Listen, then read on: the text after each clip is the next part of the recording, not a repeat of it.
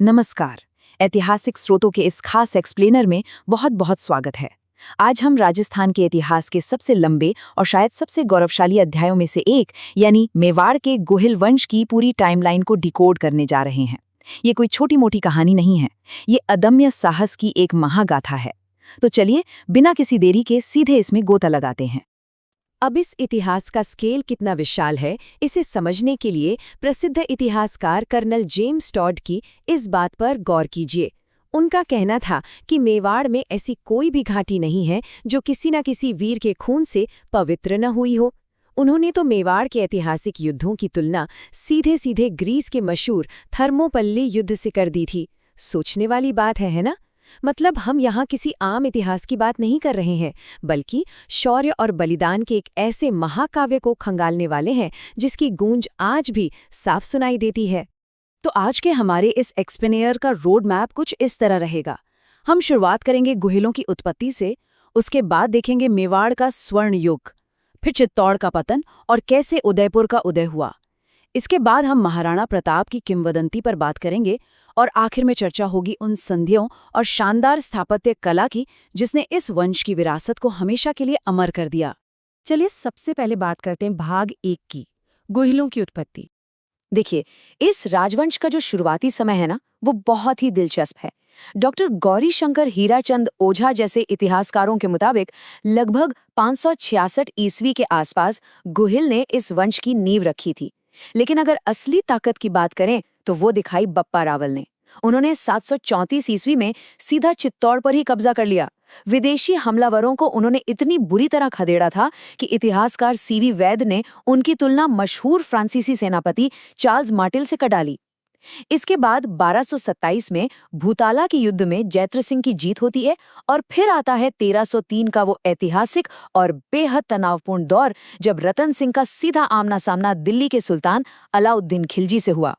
1303 का ये हमला मेवाड़ के इतिहास का एक बहुत ही नाजुक मोड़ है। अगर हम ऐतिहासिक ग्रंथों को देखें तो वो बताते हैं कि अलाउद्दीन खिलजी का ये हमला उसकी साम्राज्य फैलाने की महत्वाकांक्षा का नतीजा था। लेकिन वही दूसरी तरफ साहित्यिक स्रोत इसे रानी पद्मिनी को पाने की इच्छा से जोड़ते हैं। अब कारण चाहे जो भी रहा हो, इसका अंजाम बहुत ही दर्दनाक था। हार करीब देखकर आत्मसम्मान की रक्षा के लिए रानी पद्मिनी के नेतृत्व में लगभग 1600 महिलाओं ने जौहर किया। ये एक ऐतिहासिक सामूहिक आत्मबलिदान था जो दुश्मन के हाथ न पड़ने के लिए किया जाता था। इतने भयंकर विनाश के बाद सवाल उठता है कि क्या मेवाड़ का अंत हो गया? बिल्कुल नहीं। 1326 में सिसोदा के एक जागीरदार राणा हम्मीर ने एक बार फिर चित्तौड़ पर अपना परचम लहरा दिया। उन्होंने इस राजवंश में मानो एक नई जान फूंक दी और इसीलिए उन्हें बिल्कुल सही मायनों में मेवाड़ का उद्धारक कहा जाता है। और हाँ, एक बहुत ही रोचक बात यह भी है कि चूंकि वो सिसोदा के जागीरदार थे तो बस यहीं से इस वंश के शासकों को सिसोदिया कहा जाने लगा। अब आगे बढ़ते हैं भाग 2 की तरफ, मेवाड़ का स्वर्ण युग। एक ऐसा दौर जहां शक्ति और संस्कृति दोनों अपने चरम पर थीं। अब जरा इस नंबर 32 पर गौर कीजिए। ये कोई मामूली नंबर नहीं है, बल्कि मेवाड़ की अथाह शक्ति का सबूत है। आपको जानकर शायद हैरानी होगी कि पूरे मेवाड़ में कुल 84 किले हैं और उनमें से अकेले 32 किलों का निर्माण महान दूरदर्शी महाराणा कुंभा ने करवाया था। मतलब सोचिए जरा उनका विजन क्या रहा होगा। इन्हीं में शामिल है मशहूर कुंभलगढ़ का किला, जो अपनी भौगोलिक बनावट और अभेद दीवारों के लिए आज भी पूरी दुनिया में जाना जाता है। कुंभा के बाद राणा सांगा के समय में तो मेवाड़ उत्तर भारत की सबसे बड़ी ताकत बन चुका था। लेकिन फिर आता है 1527 में खानवा का युद्ध, जो एक बहुत बड़ा टर्निंग पॉइंट साबित हुआ। एक तरफ थी मुगल आक्रांता बाबर की मॉडर्न रणनीति, उसका खतरनाक तोपखाना और तुलुगमा यानी सेना को साइड से घेर लेने की चालाकी, और दूसरे तरफ थे पारंपरिक राजपूत घुड़सवार और उनका जबरदस्त रणकौशल। असीम शौर्य और बहादुरी के बावजूद नई तकनीक और रणनीति के सामने पारंपरिक युद्ध शैली को आखिरकार पीछे हटना ही पड़ा। और यहीं से हम पहुंचते हैं भाग 3 पर, चित्तौड़ का पतन और उदयपुर का उदय। ये काफी भावुक कर देने वाला दौर था। ये कहानी सच में रोंगटे खड़े कर देने वाली है। सांगा के बेटे उदय सिंह को बचाने के लिए पन्नाधाई ने एक ऐसा बलिदान दिया जिसकी कल्पना भी मुश्किल है। उन्होंने उदय सिंह की जान बचाने की खातिर अपने ही सगे बेटे चंदन को मौत के घाट उतर जाने दिया। इसी अकल्पनीय त्याग की बदौलत उदय सिंह जिंदा रहे और आगे चलकर 1559 में उन्होंने पिछोला झील के पास एक बेहद खूबसूरत शहर बसाया जिसे हम आज उदयपुर के नाम से जानते हैं। लेकिन मेवाड़ की चुनौतियां अभी खत्म नहीं हुई थीं। 1567 में उन्हें मुगल सम्राट अकबर के एक बहुत ही भयानक हमले का सामना करना पड़ा। 1567 में जब अकबर ने चित्तौड़ को चारों तरफ से घेर लिया, तब उदय सिंह तो रणनीति के तहत पहाड़ों में चले गए, लेकिन किले को बचाने की जिम्मेदारी वो जैमल और फत्ता नाम के दो महान सेनानायकों को सौंप गए। इन दोनों ने इतनी अद्भुत बहादुरी से लड़ाई लड़ी कि खुद अकबर भी इनकी वीरता का कायल हो गया।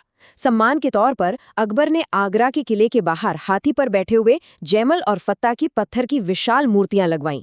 ये इस बात का सीधा सबूत है कि मेवाड़ के वीरों की इज्जत उनके सबसे बड़े दुश्मन भी किया करते थे। चलिए अब बात करते हैं भाग 4 की, महाराणा प्रताप की किंवदंती, स्वाधीनता का वो महासंग्राम जिसे इतिहास कभी नहीं भुला सकता। देखिए, अकबर किसी भी कीमत पर मेवाड़ को अपने अधीन करना चाहता था। युद्ध से बचने और बिना लड़े ही मेवाड़ को झुकाने के लिए उसने प्रताप के पास एक एक करके 4 राजनयिक भेजे। सबसे पहले जलाल खां, फिर मान सिंह, उसके बाद भगवान दास और सबसे आखिर में टोडरमल। लेकिन प्रताप का जवाब हर बार वही था, स्पष्ट इनकार। अधीनता किसी भी हाल में मंजूर नहीं थी। अब जब कूटनीति के सारे दरवाजे बंद हो चुके थे तो युद्ध का होना बिल्कुल तय हो गया था। महाराणा प्रताप महज एक नाम नहीं है, वो मातृभूमि और आज़ादी के प्रति कभी न टूटने वाले संकल्प का दूसरा नाम है। मुगलों का सामना करने के लिए उन्होंने राजमहलों के ऐशो आराम को पूरी तरह त्याग दिया। उन्होंने स्थानीय भील जनजातियों के साथ गहरा गठबंधन किया और अपनी सेना में उन्हें ऊंचे पद देकर पूरा सम्मान दिया। ये सिर्फ कोई सामरिक रणनीति नहीं थी, ये अपनी मिट्टी से जुड़ने और आज़ादी के लिए अपना सब कुछ दांव पर लगा देने का एक ऐसा जज्बा था जिसने पूरी की पूरी सेना को एक सूत्र में बांध दिया था। फिर आता है 1576 का वो साल, जब मुगल सेना और प्रताप के बीच वो ऐतिहासिक युद्ध लड़ा गया जिसे आज भी बच्चा बच्चा जानता है। दिलचस्प बात यह है कि अलग अलग इतिहासकारों ने इस युद्ध को अलग अलग नाम दिए हैं। अबुल फजल ने इसे खमनौर का युद्ध कहा, बदायूनी ने गोगुंदा का युद्ध और कर्नल जेम्स टॉड ने इसे नाम दिया हल्दी घाटी का युद्ध। और यहाँ एक बहुत ही चौंकाने वाला तथ्य है। क्या आपको पता है कि हल्दी घाटी का नाम सिर्फ वहाँ की पीली मिट्टी की वजह से नहीं पड़ा था? एक अद्भुत ऐतिहासिक स्रोत के अनुसार इसका एक कारण वो नवविवाहित महिलाएं भी थीं जो अपने हल्दी लगे कपड़ों में पुरुषों का वेश धरकर अपनी मातृभूमि के लिए लड़ने मैदान में उतर आई थी। है ना बिल्कुल हैरान कर देने वाली बात। हल्दी घाटी के बाद भी प्रताप रुके नहीं। उन्होंने पहाड़ों के बीड़ों से मुगलों के खिलाफ अपना छापामार यानी गुरिल्ला युद्ध लगातार जारी रखा। उनकी इस अथक और कभी हार ना मानने वाली जिद का नतीजा 1582 में देखने को मिला, दिवेर के युद्ध में, जहां मेवाड़ की एक छोटी सी टुकड़ी ने मुगल चौकी पर ऐसा भयानक प्रहार किया कि एक बेहद शानदार जीत दर्ज कर ली। इसी जीत की महानता और इस पूरे संघर्ष की लंबी अवधि को देखते हुए ही कर्नल टॉड ने इसे मेवाड़ का मैराथन का खिताब दिया था। अब हम आते हैं आज के एक्सप्लेनर के अंतिम हिस्से पर, यानी भाग 5, संधियां और स्थापत्य विजय। महाराणा प्रताप के गुजरने के बाद उनके बेटे अमर सिंह ने गद्दी संभाली, लेकिन तब तक मेवाड़ ने लगभग 90 सालों का लगातार युद्ध और भयंकर तबाही देखी थी।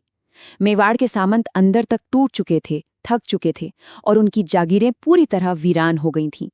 आखिर में सरदारों के भारी दबाव के चलते राणा अमर सिंह को बहुत ही भारी मन से 1615 में मुगल सम्राट जहांगीर के साथ शांति संधि पर हस्ताक्षर करने पड़े।